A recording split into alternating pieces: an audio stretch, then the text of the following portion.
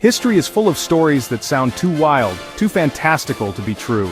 Tales of daring escapes, impossible victories, and unbelievable encounters. But some, against all odds, really happened. This is one of those stories, a true account that reads like the stuff of legends. Imagine a young Julius Caesar, years before he commanded legions and shaped the course of the Roman Empire. Not yet the conqueror of Rome, not yet the celebrated general, but a promising young patrician with ambition burning in his heart. This young Caesar found himself captured by pirates on the treacherous waters of the Mediterranean Sea. In 75 BC, the Mediterranean was not the peaceful vacation spot we know today. It was a dangerous place, plagued by Cilician pirates. These pirates were notorious for their brazen acts, preying on merchant ships and kidnapping wealthy Romans for ransom. They saw it as a lucrative business.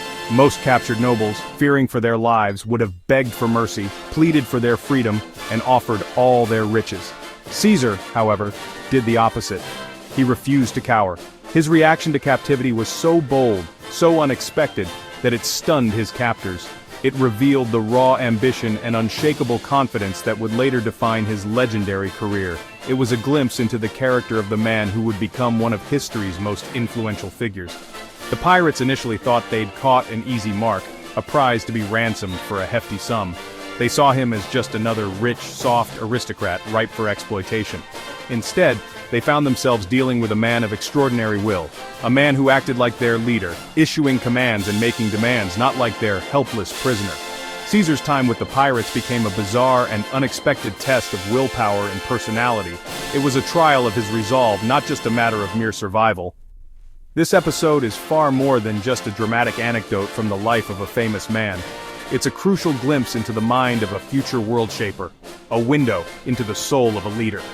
True power, as Caesar so clearly demonstrated, comes from an unshakable self-belief. A belief that can remain unbroken, even in chains, even in the face of death. At this point, Caesar was a young nobleman, ambitious but not yet famous. He'd survived Sulla's purges and was rebuilding his career, heading to Rhodes to study oratory, a crucial skill for any Roman politician. The Aegean Sea was beautiful but dangerous, crawling with pirates. Caesar's journey was meant to sharpen his mind, not test his courage. He sailed with a small entourage, expecting an educational trip, but the pirates of Cilicia saw opportunity in every Roman ship. Caesar was about to get a lesson in survival, not rhetoric. His path to greatness would take a violent, unexpected detour. The pirate attack was swift, brutal, and merciless. The unsuspecting Roman vessel laden with goods and passengers never stood a chance against the seasoned corsairs.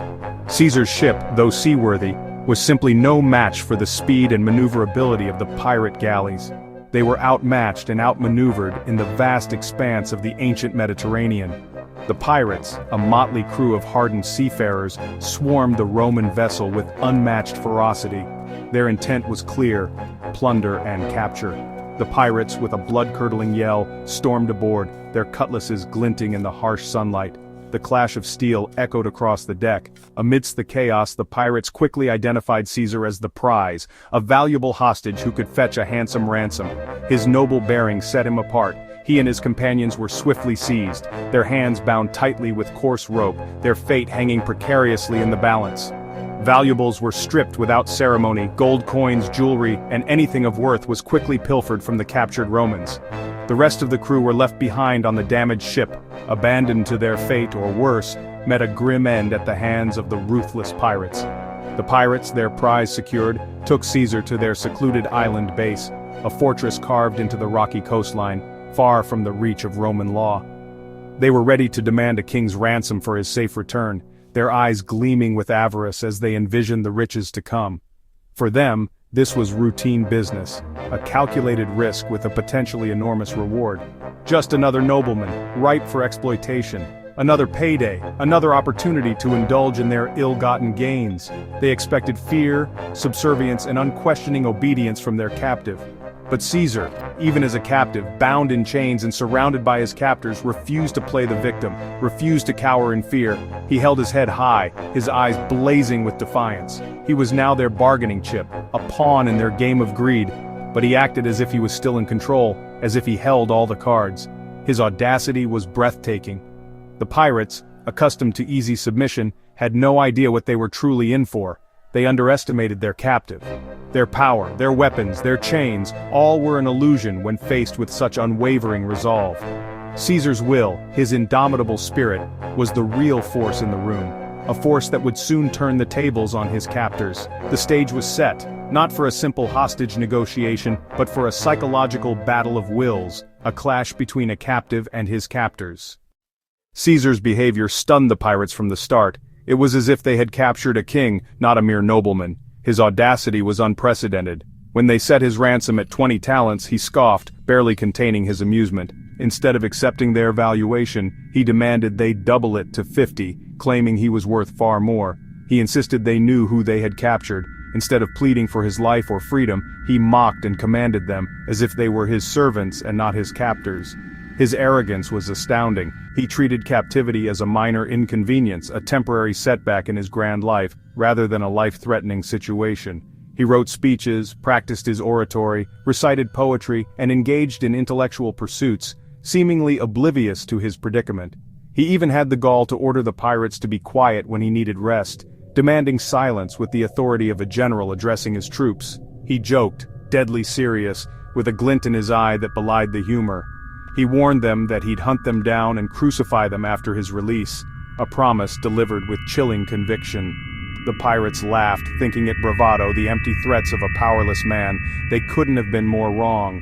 But Caesar's confidence was unshakable, a force of nature that seemed to bend reality to his will. He acted as their superior, not their prisoner, issuing commands and expecting obedience as if he were still leading his legions. He joined their games of dice and chance, but always as the leader, dictating the rules and setting the stakes. The pirates began to respect, then admire, even like their audacious captive, charmed by his wit and impressed by his unwavering self-assurance. They didn't realize they were witnessing a rehearsal for Caesar's future rule, a glimpse into the mind of a man destined for greatness. Even in chains, he bent the situation to his will, turning his captivity into an opportunity to assert his dominance. Caesar's captivity was a masterclass in psychological dominance, a demonstration of how to control a situation, even when seemingly powerless. The pirates had captured a man, a physical body, but not his spirit, his will, or his unyielding belief in his own destiny. With the ransom set at 50 talents, Caesar's own demand, his attendants raced to raise the fortune. For 38 days, Caesar lived among the pirates, never doubting his release. He set the daily routine, enforced quiet, and continued his studies.